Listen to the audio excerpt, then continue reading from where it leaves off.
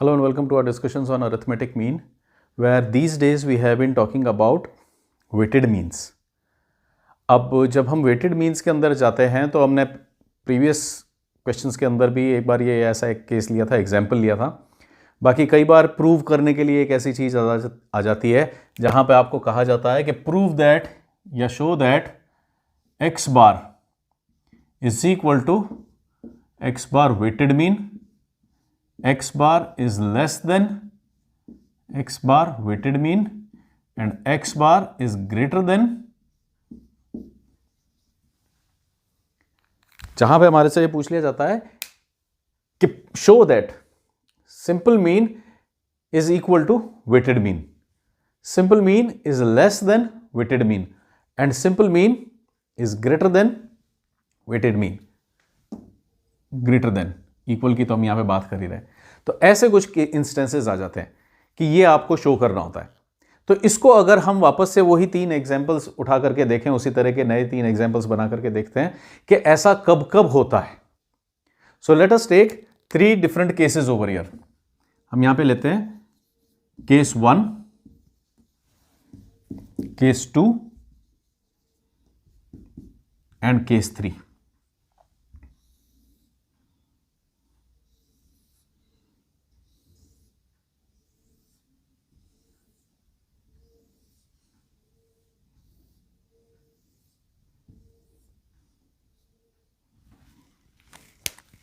ये 3 हमारे केसेस हो जाएंगे. Let us have some differentiation between these two.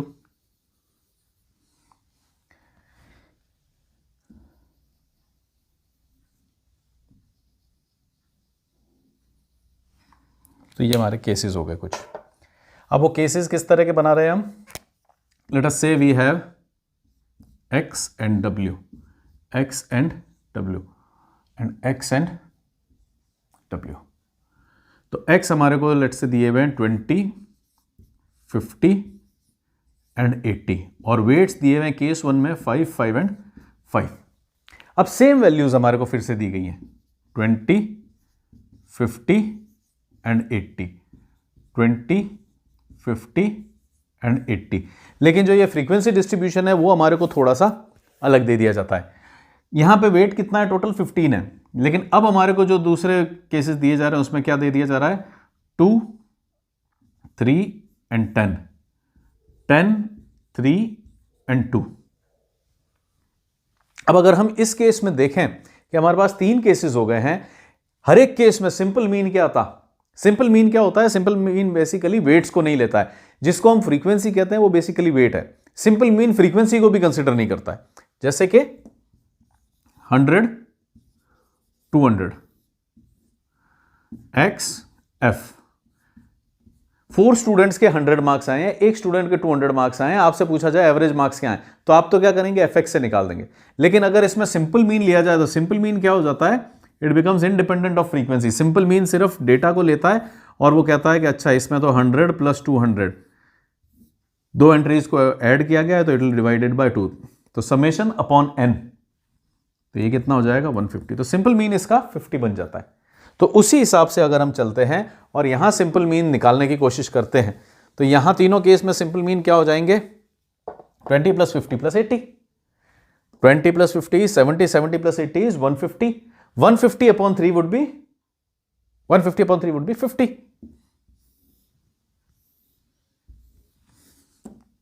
तो अगर मैं यहां पे x बार लिखने की कोशिश करता हूं तो x बार कितना आ जाएगा मेरे पास? Will use some other colour.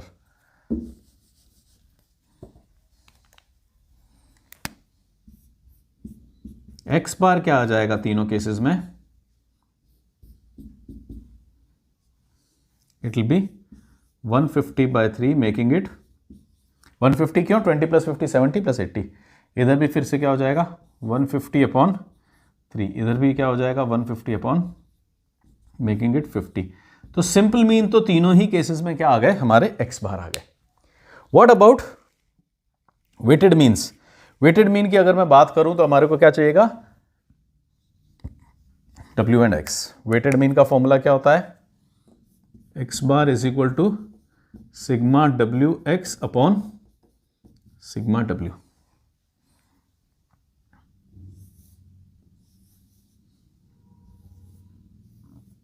तो यहाँ पे एक्स बार हो जाएगा sigma W X upon sigma W, और ये वाला भी क्या हो जाएगा sigma W X upon sigma W.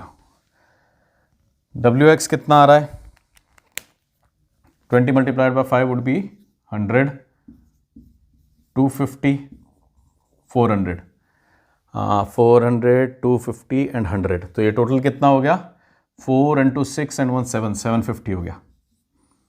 और इधर का 750 करने से ये कितना हो जाएगा is equal to 750 upon weights, summation of weights कितना आ रहा है 15, हर जगह ये कितना आ रहा है 15, तो समेशन ऑफ वेट 15 कर दो इज इक्वल टू कितना हो गया 50। तो फर्स्ट केस जो हमने लिया है उसमें मेरा सिंपल मीन भी 50 आ रहा है, वेटेड मीन भी 50 आ रहा है। Let me call it weighted mean, क्योंकि इसमें वेट्स भी हैं। सेकंड केस में कितना हो जाएगा हमारा 40, 150, 800, तो ये कितना हो गया 990, 800, 900, 990। तो आपका वेटेड मीन कितना बन गया इस केस में 990 अपॉन 15, ये हो जाएगा आपका 15 6 are 90, 15 6 are 90, 66। तो अब यहां पे मेरा सिंपल मीन तो 50 था, लेकिन वेटेड मीन क्या आ गया 66 आ गया। और इस वाले में अगर मैं आ जाता हूं तो कितना हो जाएगा W x would be 200, 150, 160, 150, 160 and 200, 2 3 4 400, 510। तो ये कितना हो गया 510 upon 15, 510 upon 15, making it 15 3s are 45, 6 0, 15 4s are 60। तो अब इन तीनों केसेस को आप देखिए ध्यान से कि ये तीनों केसेस ऐसे ही कुछ बन गए या नहीं बन गए। इन तीनों केसेस को अगर मैं देखूं तो यहां क्या है x bar is equal to weighted mean is equal to weighted mean, x bar is equal to x bar डब्ल्यू। यहां देखूं तो x bar is less than x bar डब्ल्यू, एक्स बार 50 है जबकि ये 66 है, तो I can say x bar is less than x bar डब्ल्यू, 50 इज लेस देन 66। और यहां देखूं तो एक्स बार इज 50 जबकि एक्स बार डब्ल्यू कितना है 34, तो I can say that x bar is greater than x bar W. तो जो हमारे केस 1, केस 2, केस 3 हैं, क्या वो यहां सुपर इंपोज हो रहे हैं या नहीं, X bar is equal to x bar W, ये केस 1 हो गया या नहीं हो गया।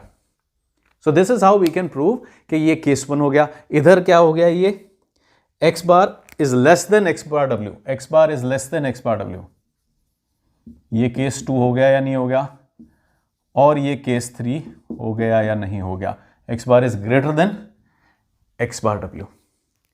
हाँ, अब इसकी रीजन क्या है, इसकी रीजनिंग क्या है, अगर हम देखने की कोशिश करें तो केस 1 की अगर मैं रीजनिंग देखता हूं तो इसको हम क्या कहते हैं, वन वेट्स, मैं यहां पे हमेशा ऐड करता हूं frequencies,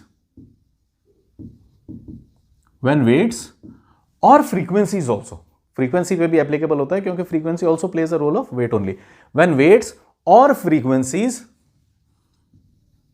are equal for all values. ये एक केस हुआ हमारे पास। कौन सा केस हुआ कि जब भी आपके वेट्स और फ्रीक्वेंसीज इक्वल होंगे फॉर ऑल वैल्यूज तो x bar will be equal to, ये केस 1 देख लीजिए, सारे के सारे वेट्स बराबर थे। अगर ये फ्रीक्वेंसी होता तो क्या होता, एफ हो जाता, फिर मैं यहां एफ एक्स निकाल लेता। All frequencies are same, when all weights और frequencies are equal for all values, सभी वैल्यूज के लिए सेम आ रही है, that case we get first case. Second case कब हो जाएगा अगर हम यहां लिखना चाहें तो, व्हेन, अगर इसको ध्यान से देखें तो बड़ी फ्रीक्वेंसीज कहां है, हायर वैल्यूज की तरफ है। हायर वैल्यूज की तरफ बड़ी फ्रीक्वेंसी होने से क्या होता है, हमारा जो मीन है वो हायर वैल्यूज की तरफ स्क्यू हो जाता है। हायर वैल्यूज की तरफ जब मीन खिंच जाएगा, पहले तो क्या था वेटेड मीन 50 था, लेकिन हायर फ्रीक्वेंसी, हायर वैल्यूज पे हायर फ्रीक्वेंसी ने क्या किया, उसको अपनी तरफ खींच लिया। ज़्यादा वेट कहाँ है, ज़्यादा फ्रीक्वेंसी कहाँ है, यहाँ है, तो इन्होंने अपनी तरफ खींच लिया उसको। अपनी तरफ खींचा तो क्या हुआ, 50 से ये ऊपर की तरफ चला गया, ऊपर की तरफ गया तो कहाँ तक पहुँच गया, 66। अदरवाइज ये कहाँ था, 50 था। जब कोई जना खींच नहीं रहा था, इवन अगर कोई खींच भी रहा था, कोई पुल भी था, तो everybody was putting a pull of 5। जब दोनों तरफ से 5 का पुल लगेगा तो कहीं नहीं जाएगा, वो एग्जैक्टली कहाँ मीन है वहीं पे वेटेड मीन रह जाएगा। लेकिन अगर बड़ी वैल्यूज दैट इज 80 की वैल्यू ने 10 के फोर्स से खींचा तो वो क्या हो गया, 80 की तरफ गया। 80 तक तो ऑब्वियसली नहीं पहुंचेगा क्योंकि यहां से भी कुछ पुल है, लेकिन वो बड़ा हो गया। तो हम यहां क्या लिख सकते हैं, when there are higher weights, और मैं जैसे हमेशा लिखता हूं frequencies also, when there are higher weights और frequencies at larger values. Larger values पे हायर वेट्स होंगे। जब भी लार्जर वैल्यूज पे हायर वेट्स होंगे वो क्या करेंगे, हायर की तरफ खींच लेंगे हमारे वेटेड मीन को, क्योंकि वेटेड मीन तो वेट है जिसकी इंपॉर्टेंस ज्यादा है वहां जाएगा। यहां इंपॉर्टेंस किसकी ज्यादा है, 2, 3 और 10 किसकी इंपॉर्टेंस है, 80 की, तो वो 80 की तरफ खींच गया। और इसी तरह से अगर हम थर्ड वाले का कुछ रूल लिखना चाहें तो वो कैसा बन सकता है, when there are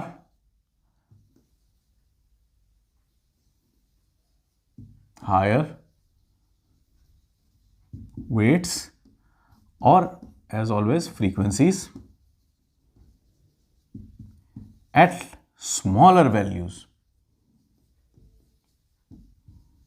smaller values पे अगर आपको हायर वेट्स या फ्रीक्वेंसीज मिल रहे हैं, वैल्यू कौन होती है, एक्स। अभी कुछ दिनों से हम जो क्वेश्चंस कर रहे हैं उनमें सब में देखा कि वैल्यू कहां होती है, डेटा होता है वो एक्स होता है, वैल्यूज एक्स। एफ तो क्या है, रिपीटेशन है, वेट तो क्या है, इंपॉर्टेंस है, वैल्यू कौन है, तो हायर वेट्स कहां है, छोटी वैल्यू पे। स्मॉलर वैल्यूज पे यू हैव हायर वेट्स। तो क्या हुआ, छोटी वैल्यूज ने अपनी तरफ खींच लिया। इस 20 ने इस 50 को जो बराबर पे था मीन के साथ, उसको अपनी तरफ खींच लिया। अपनी तरफ खींचा तो पूरा नीचे तो नहीं खींच पाया, लेकिन थोड़ा छोटा तो खींच ही दिया, 34 तक खींच दिया। Hence x bar becomes greater than x डब्ल्यू, क्योंकि एक्स डब्ल्यू छोटा हो गया। क्यों हो गया एक्स डब्ल्यू छोटा, क्योंकि छोटी वैल्यूज ने उसको खींच लिया। So this is an explanation for X bar is equal to X W bar, X bar is less than x W bar, X bar is greater than x W bar. So this was it for our special session on an explanation or a proof between relationships between simple mean and weighted mean. So until we meet next time, do take care. Thanks for watching. Bye bye.